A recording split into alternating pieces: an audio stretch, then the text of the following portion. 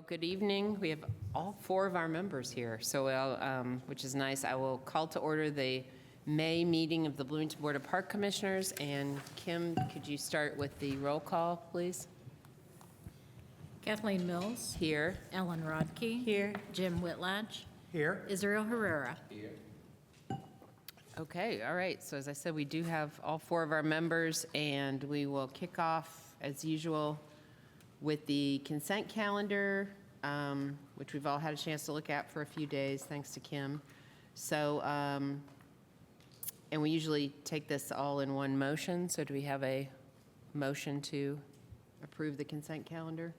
Move to approve the consent calendar. Second. Okay. And all those in favor? Aye. Aye. Aye. All right. Motion is carried. And then in our public hearings and appearances, we have a Bravo Award, which Caleb Poor will tell us about.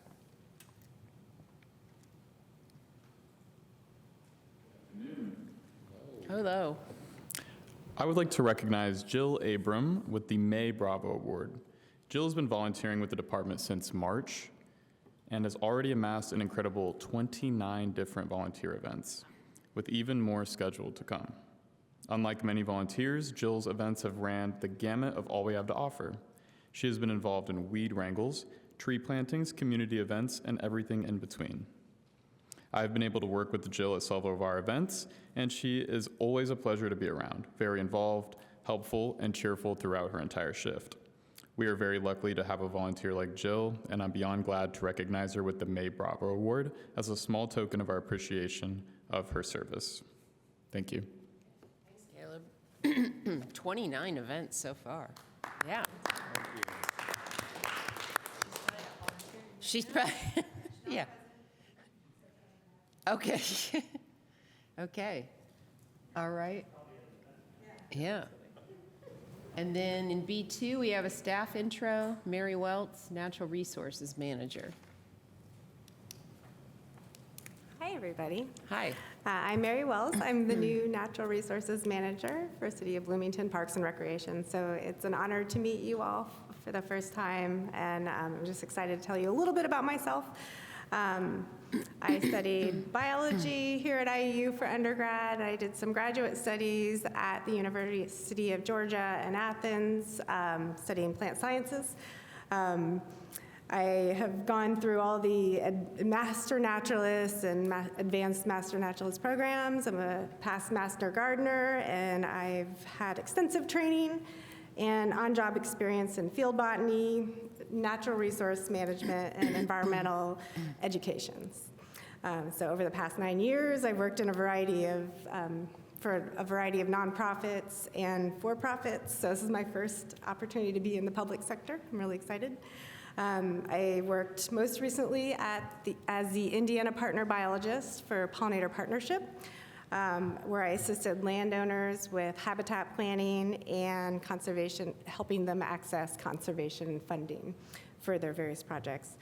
My prior roles include Education Director at Sycamore Land Trust, and also I was an Invasive Species Regional Specialist for State of Indiana Cooperative Invasives Management.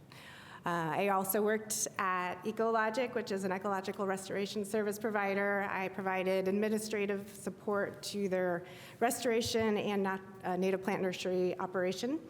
And prior to that, I held various leadership roles at Secretly Group, which is a music and media management business here in Bloomington.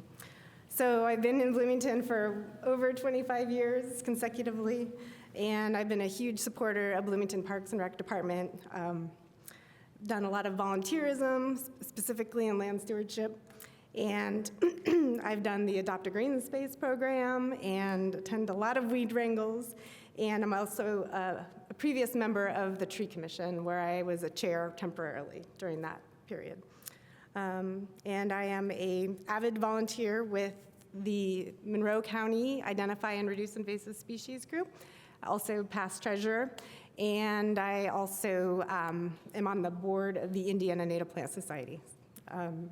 Deeply inspired by this opportunity to contribute to Bloomington Parks and Rec's positive landscape scale outcomes, for our cherished natural areas.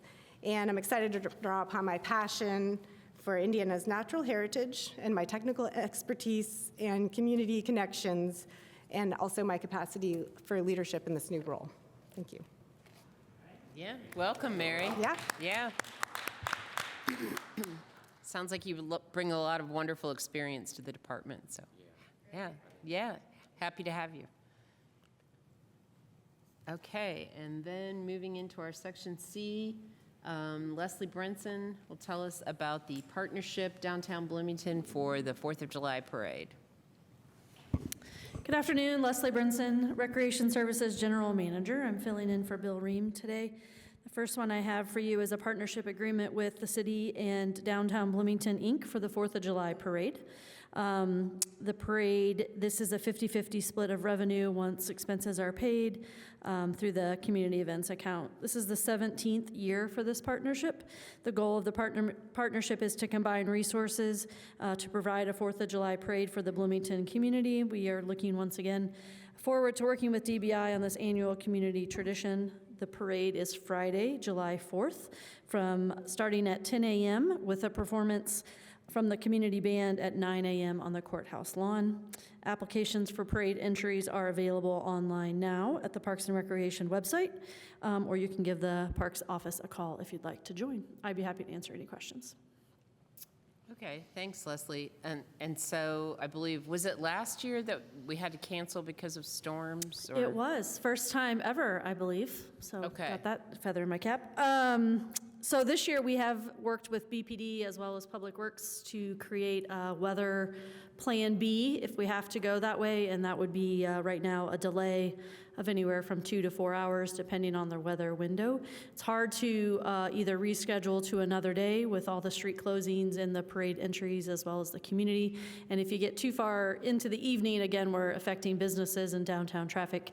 So we are a little limited in what we can do, but BPD has agreed, as has Public Works, to work with a delay if needed. All right, thank you for that info. Any questions or comments for Leslie? No? Okay. A motion to approve the partnership agreement with Parks and Rec and Downtown Bloomington, Inc. Second. Okay, and all those in favor? Aye. All right, that motion's carried. And then Leslie also has the agreement with Southside Rental for 4th of July parade and holiday market. Correct, thank you. Again, we recommend approval of a contract with Southside Rental for the rental of tents, stages, tables, and chairs. The service agreement is not to exceed $5,600 and comes out of a variety of community events accounts. The department will be renting this equipment for both the 4th of July parade, the stage, tent, 2 tents, tables, and chairs for the parade, as well as several tents, 3, and some lights for the holiday market. Southside has been doing this rental for us for several years. They are willing to work on the holiday, both 4th of July and then the Saturday after Thanksgiving for the holiday market. So we look forward to work with them again. They're a well-oiled machine when it comes to these 2 events. I'd be happy to answer any questions. Sounds good.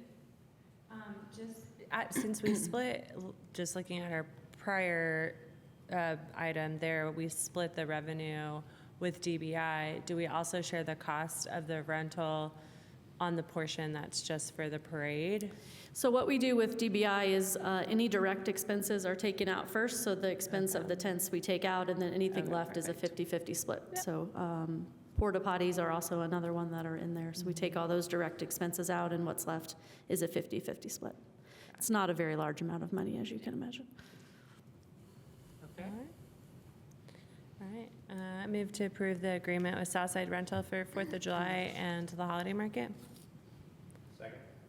Okay, all those in favor? Aye. Aye. All right, motion carried. Thank you, Leslie. And then in C3, Sean has the partnership with Lake Monroe Sailing Association. Hi, Sean Marler, Recreation Facilities General Manager. I'm stepping in for Amy Shrake, who couldn't be here today. Staff recommends approval of a partnership agreement with Lake Monroe Sailing Association. This provides an opportunity for both youth and adults to take sailing classes. The way it's structured, you can see on there the total revenues are $70,000, which is surprising. It's a lot of people. but the expenses are $60,000. The net profit for parks is $10,000. This program has been in existence since 1996. It's been a long-running program. We've had a good relationship with Lake Monroe Sailing Association. I'm happy to answer any other questions. Okay. Any questions for Sean? Nope. Make a motion to approve the partnership agreement with Lake Monroe Sailing Association. Second. Okay. All those in favor? Aye. Aye. Motion carried. Thanks, Sean. Thank you. And C4, Joanna Sparks has the partnership with U.S. Fish and Wildlife Services for pollinator programs. Good afternoon. I'm Joanna Sparks, Urban Green Space Manager, here today to recommend approval of a partnership with the United States Fish and Wildlife Service to host 2 pollinator planting, pollinator habitat workshops. We changed the name and it's, pollinator habitat workshops at Rogers Family Park in June. Our tentative date is June 13th and 14th. We will host staff on the Friday as sort of our, help me out, theater. What do you do before your performance? You dress rehearsal. Thank you. We're gonna we're gonna have a dress rehearsal with our staff that Friday morning, and then we'll open it up to the public, and it is a registration-only event, and we are offering it at no charge. So we have a rain day at the end of June, but we hopefully will have good weather, and we are excited to show off the prairie that was planted. In 2017, we seeded it, and that planting was actually funded by the U.S. Fish and Wildlife Service, so it'll be fun to go there and look at it. And it'll be beautiful in June. Not only the fauna, but not only the flora, but the fauna. There'll be lots of butterflies and bees. So, and yeah, it'll be just a great opportunity to share that property with the public. So I'm happy to answer any questions. Yeah, that does sound really lovely. Okay. Any questions or? Sounds great. I'll make a motion to approve the partnership with the U.S. Fish and Wildlife Service. Second. Okay. Okay. All those in favor? Aye. Motion is carried. Thank you, Joanna. Thank you. Thanks. Oh, that light is, yeah.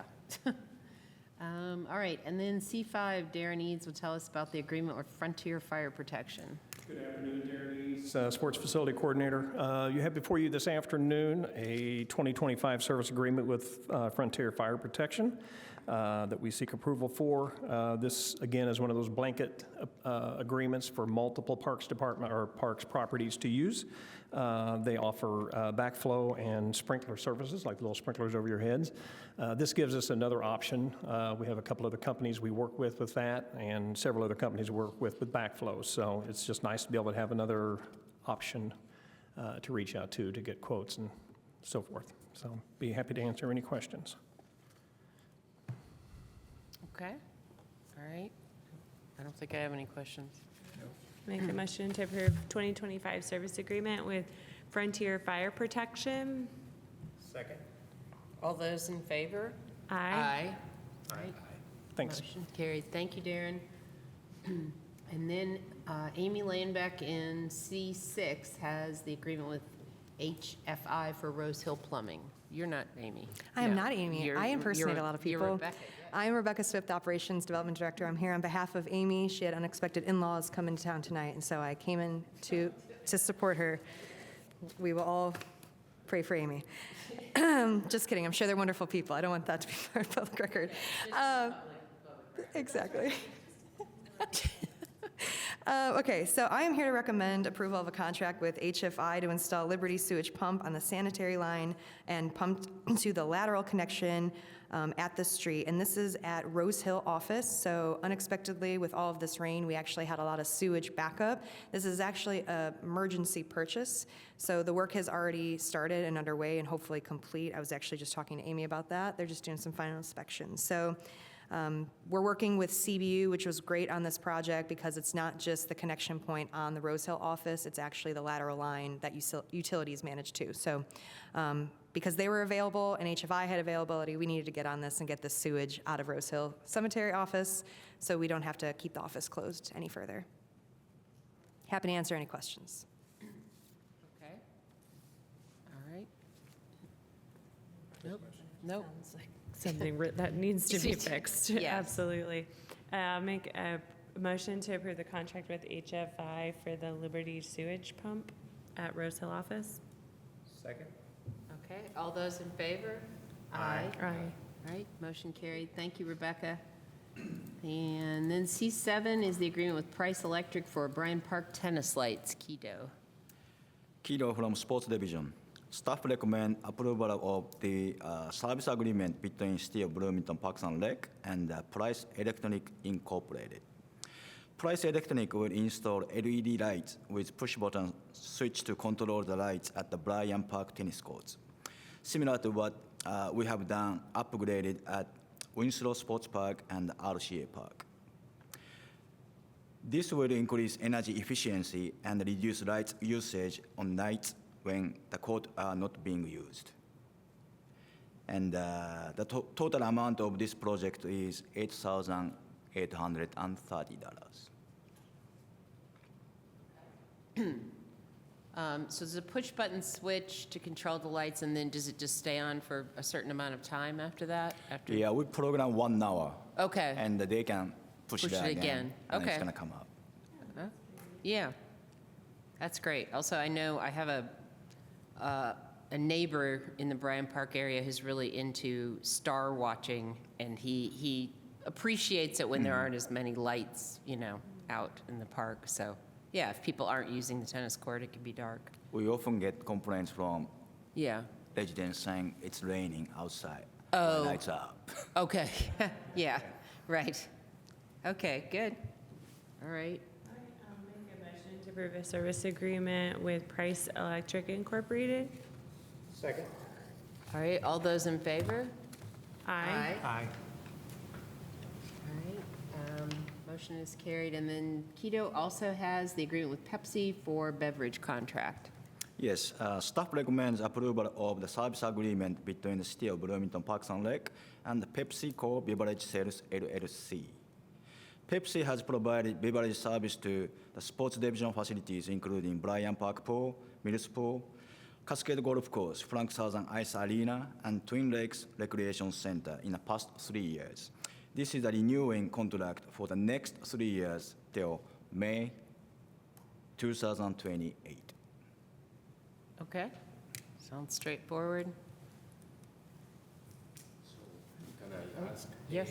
Yeah, thank you for this. Is just the Pepsi, regular Pepsi, or the other products for Pepsi, All the product from Pepsi, yes. similar to the one that we have here? No, it's just Pepsi is just with the sports facility. PepsiCo is only for sports facilities because of the products Yes, regarding concession in the sports facilities selling Pepsi products. Okay. So this contract is just for your unit, no, it's in general for Correct. other. That's- Okay. That's only for sports divisions.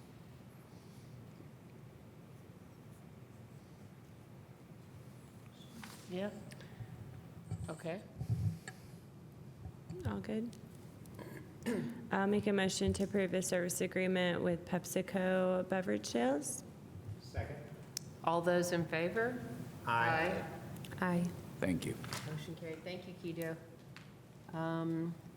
And then we have Mary Wells will tell us about the agreement with White Buffalo for our Griffey Deer Hunt 2025, continuation of deer hunts. Hello again, Mary Wells, Natural Resources Manager for City of Bloomington Parks and Rec. I have for you today an agreement with White Buffalo, Inc. for the Griffey Deer Hunt for 2025. Staff recommends approval of this contract with White Buffalo, Inc.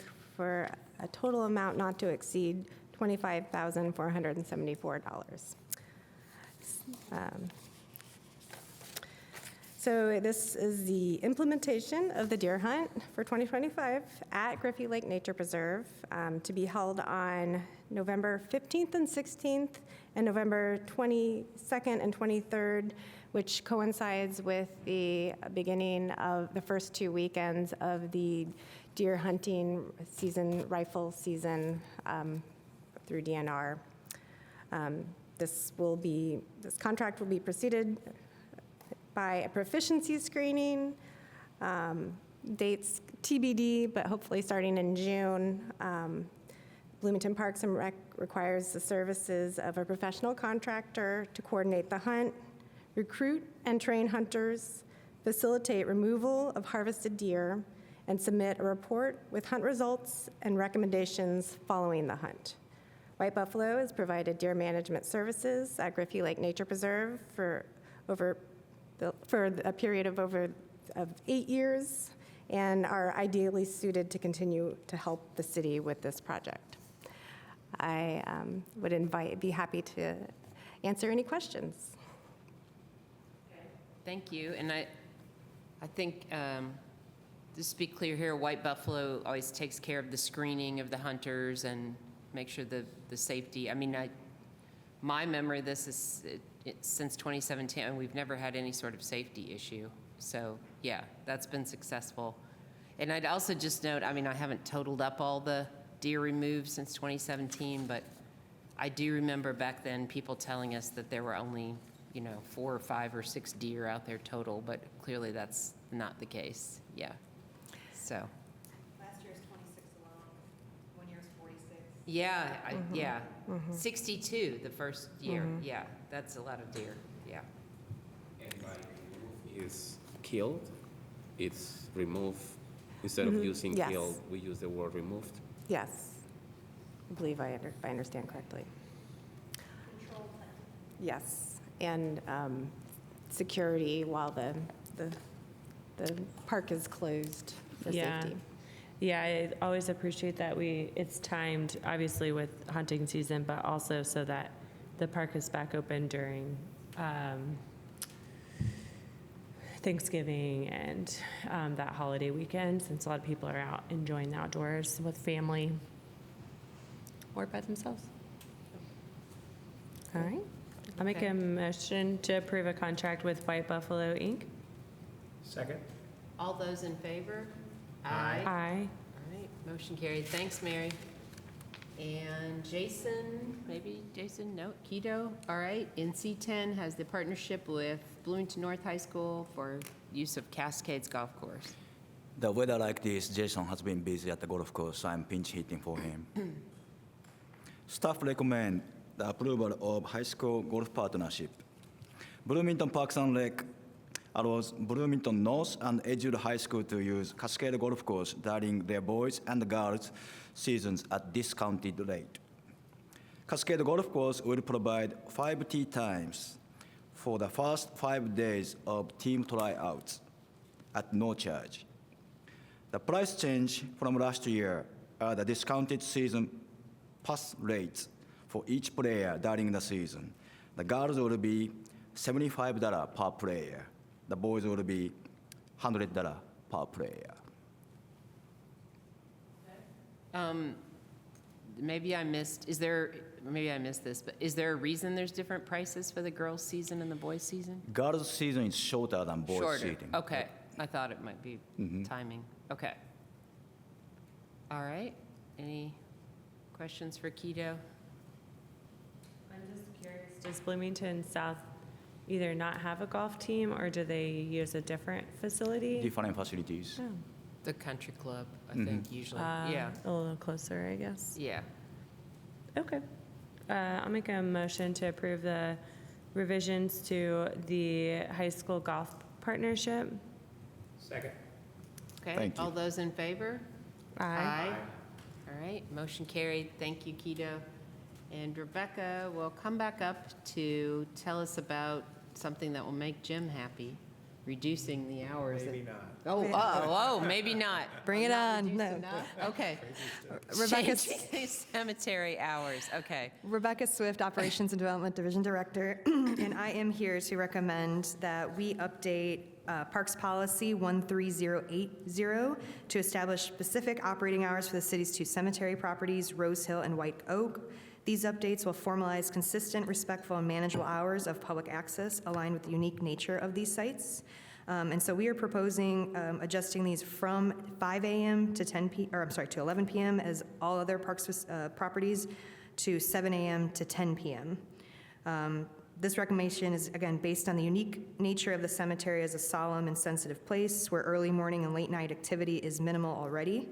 Unlike active parks that support recreational use during extended hours, the cemetery does not have the same level of infrastructure, such as lighting or surveillance, to support safe after-dark visitation. Additionally, the lighting hours helps reduce risk of vandalism, loitering, and other security issues that have been observed in similar settings. This change reflects both practical management decision and respectful approach to maintaining the integrity of the space. And I do want to give another shout out to Amy Lyonbeck, our operations coordinator. She does a lot of research. These are not just arbitrary numbers pulled out of a hat. She looks around and visits and discusses with other municipality-owned cemeteries. Happy to answer any questions. Okay. So I'll be the Scrooge who, and I'm not really against using parks. In fact, I think we want to have the parks accessible. Cemeteries might be a little different. I applaud this step. My concern is that I think it's still too late. I don't have any problem with the 7 o'clock. I really probably don't even have a problem with the 5 o'clock opening. My problem with the 10 o'clock is, and I was just looking at the sunset times in October, November, December, and January. Sunsets at 5:43 in November and December, and it doesn't get up to 6:30 until the end of February, and then the time changes, and then we're to 7:45 or whatever. It seems to me having the cemetery open for almost 5 hours when it's pitch black outside doesn't make much sense to me, and it seems to me like it's an invitation for a problem. I guess what I would propose as an alternative is to consider, and I know this may be difficult, but consider the cemetery hours being from 7 a.m. or 5 a.m. until 1 hour past sunset. And that's a definable time because we know what time the sun sets each day.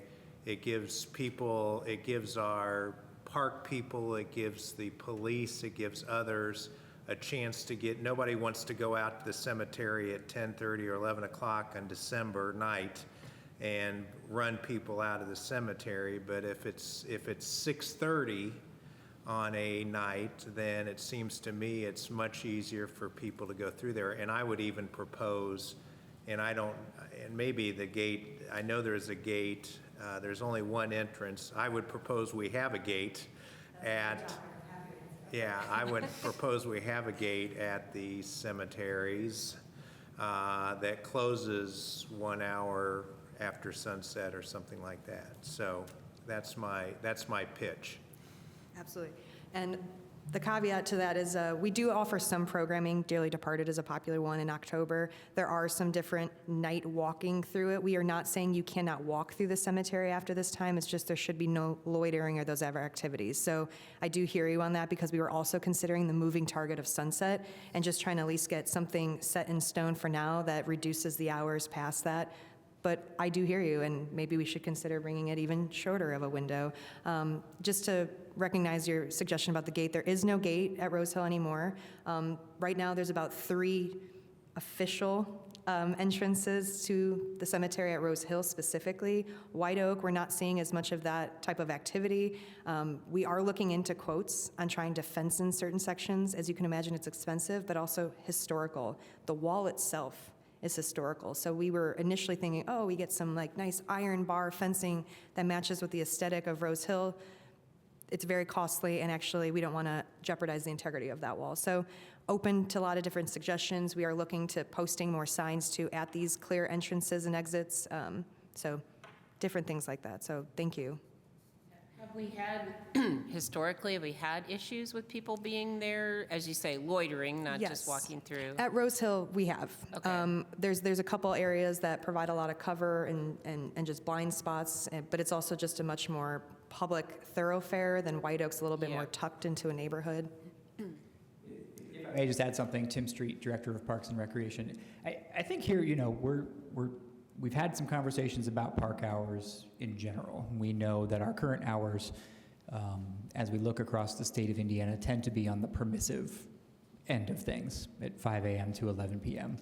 I think cemeteries provide a unique opportunity for us to sort of test some different policies, and I would say that we're open to, this is something the board can certainly motion with an amendment for the cemeteries and adapt this policy tonight in a way that sees fit. So, we're open to ideas. I do think an hour after sunset is something we've seen with other park systems, with other cemeteries. We've also seen an hour before sunrise with some park systems and hours. But I do think this provides an opportunity for us to try something at 2 locations, because if we think about the change to all of our park hours in the future, that might come down the line. There's a massive physical infrastructure investment in updating signage as well that is present in all of those parks. So I think this is a great way to advance this conversation and for the board to let thoughts be known. And I would just say I think we're open to the direction the board would like to see us go. I'd personally like to see it be, and I'd make a motion to amend to see it be closing.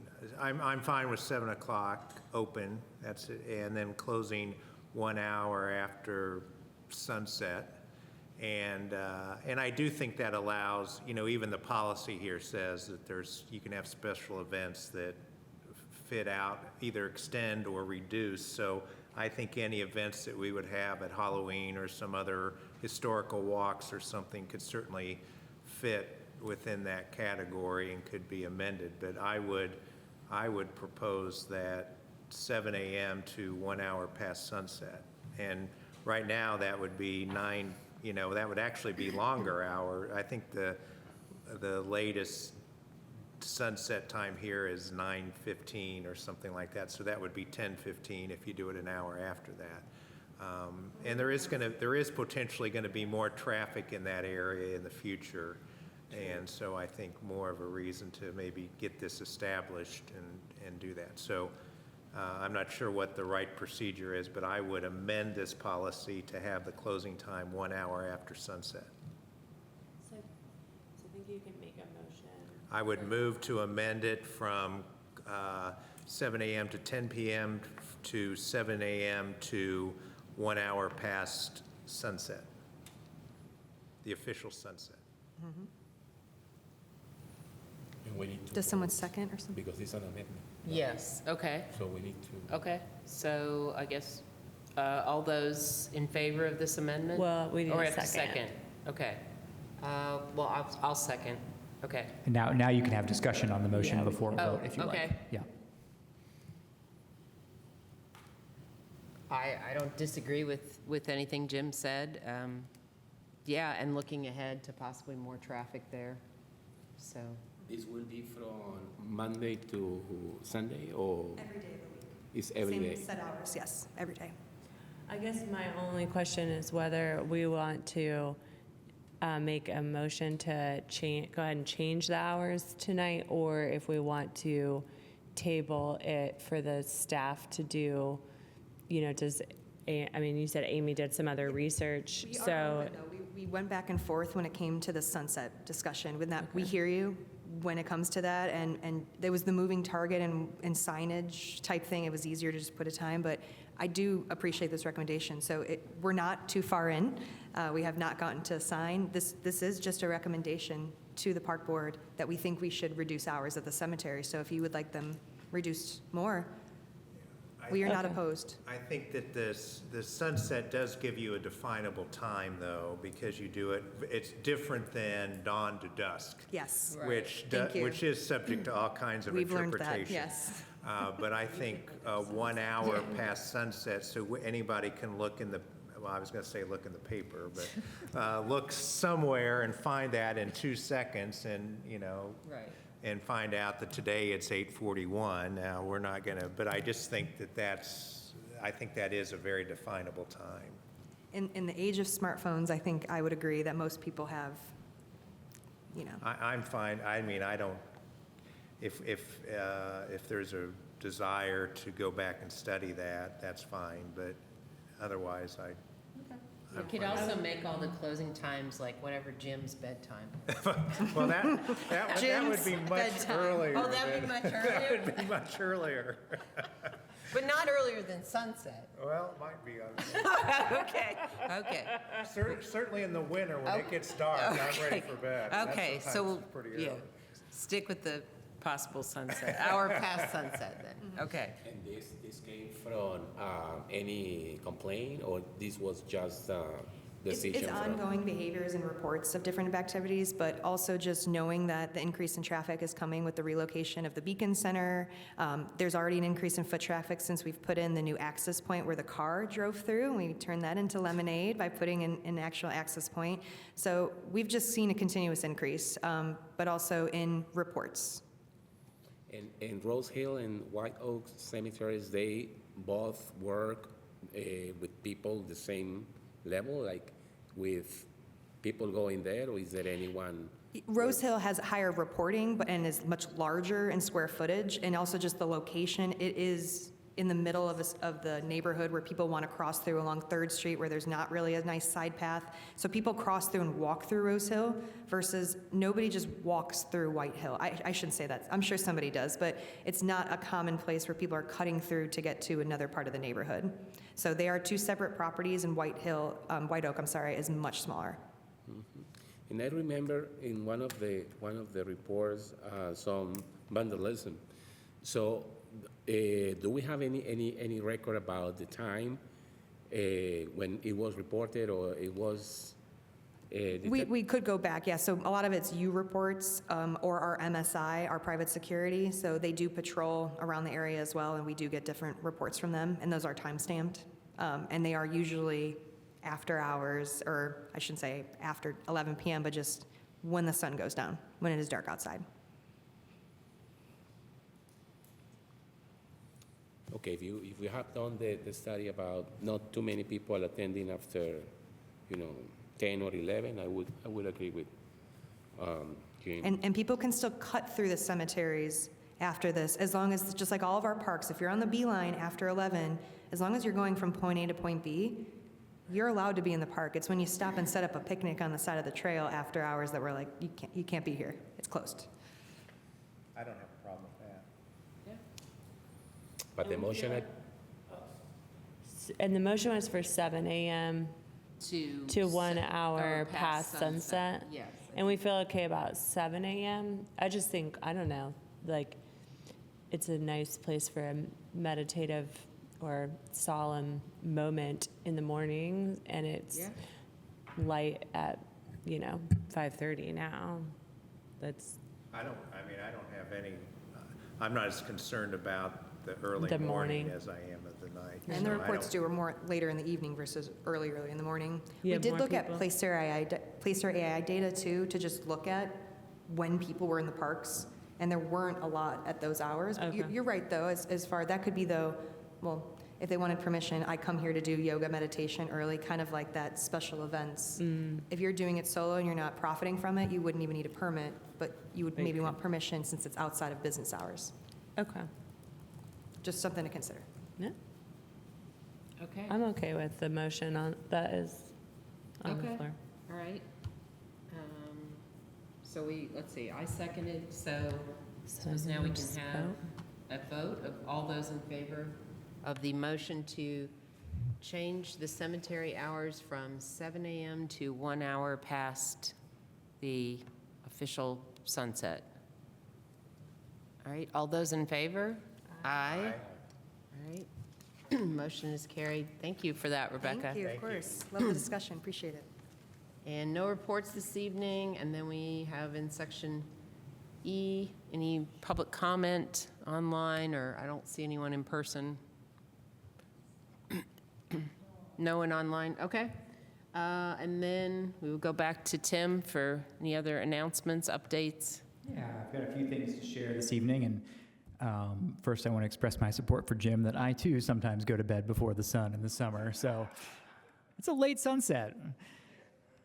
I am old. We continue to work on our master planning. Just wanted to give a quick update on that. Our consultant will be returning the weekend of June 7th, where we will sort of be launching the next phase of our master planning, which is going to be a broad 3-question plus open comments, if you like, community questionnaire that will be launching via a special master plan website, which is going to be exploreplayconnect.com. We will be tabling at the farmers market that weekend, as well as Civic Brand and 110% are going to be coming back, and also having a presence at the main event, Grand Falloon, on Saturday to help reach a lot of people. From there, we're going to be continuing to promote this questionnaire throughout the summer. This is just, there's going to be a QR code, there's going to be a link. We're going to share it on our social media channels. This is just the broad community input that we're looking for. And then close to back to school time, late August, well, mid-August here, we will probably be looking at our targeted, statistically valid community survey that will go out to a random number of representative households, apartments, what have you, for the city of Bloomington. So we will then partner both of those halves of feedback, just the broad community feedback that we receive, with the targeted, statistically valid survey to help drive our next steps for master planning this fall. So you will see that coming. We are working on our 2026 budget right now. A little bit of uncertainty with Senate Bill 1. We are still very much, as a city and community, trying to unpack exactly what it means and exactly what impacts it will have. But we are certainly taking those into account as we prepare our 2026 budget. So commissioners, if there's things you'd like to see or discuss regarding the 2026 budget, please feel free to reach out to me or one of the division directors. It is busy season. Staff have been really busy. We had really successful events. The farmers market's off to a really great start this year. Lots of people come into that. The 50 Plus and Children's Expos were both really great, well-attended events. And so just a big shout out to our community events team as they now pivot and work on other events coming up, like the 4th of July parade that we're preparing tonight. And there's one this Saturday at Switchyard, Flights of Fancy with Wonderlab bubbles and kites and things like that. That looks like it'll be fun. Of course, our sports and aquatic staff are getting ready for our pool and spray pads to open the Saturday of Memorial Day weekend. The pools are getting close. They're looking great while our staff work to get all the certifications and health inspections and all the things done to get that opened up. Since we do not have a June meeting, I'll just mention a couple June events as well. We've got the Touch a Truck 6-4 at Winslow, and one of our new creative summer uses of the Frank Southern Center with the Summer Rainbow Roll on the 22nd of June. I will mention there is a city engineering project coming up that's going to close the Winslow High Rogers roundabout for about 45 days. Once school is out, that will affect access to Rogers Family Park parking. So we are being proactive and letting people know there's other ways to access the Jackson Creek Trail, including permissible parking at Childs Elementary during the summer. So we've worked that out. It's a great weekend to go check out the peonies at Rose Hill, since we're talking about that. Always a beautiful time of year. And I know, Sean, if you would like to take a look after the meeting this evening at our new tactile map that's going to be going in on June 13th at Switchyard Park. He's got it over there on the side desk, something cool to check out. So thank you, commissioners. Thank you to staff for a great meeting. I'm glad we can sort of have a month off here while we work on budget and end of the school year, and then come back together for our next regularly scheduled meeting in July. Thank you, Tim. And with that, I'll adjourn the May meeting of the Bloomington Board of Park Commissioners.